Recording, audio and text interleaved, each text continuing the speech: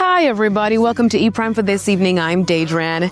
Incarcerated reggae singer Jah Cure appears to be in a happy mood after American rapper J. Cole breathes new life into his song, Longing For. Longing for my baby to love me more.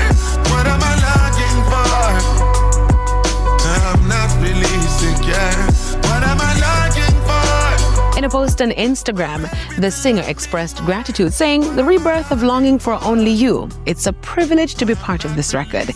He went on to dub J. Cole as the GOAT, while also toasting Burna Boy for his delivery on the track. J. Cole samples the track for his song Only You from his recently released project, The Fall Off. The track also samples T.O.K's Footprints. They say a dude is only as cool as his talk is, but I know that you real because your walk is. You got a beautiful smile, your heart's big as life, and it's full of gold, though you pay a heavy price. No slowing down for King Diggy. The Grammy-nominated singer has announced the release date for his highly anticipated album. Keeping the hype and momentum surrounding the return of his highly anticipated festival, Lost in Time, Protégé continues to draw bombshells. The singer has announced that his 7th studio album, The Art of Acceptance, will be released on April 17. Last month, the singer released a track with Damian Jr. Gong Marley, which is suspected to be one of the songs featured on the album. Gotta wipe out while man a make plans. So in all things that we have to give thanks, that we have to give thanks. How we say life over everything. I say lassie over every king. The Art of Acceptance will follow Protégé's 2023 release, In Search of Zion. Now, on the international scene, a SWAT situation in South Florida has led to rapper I Heart Memphis being taken into custody.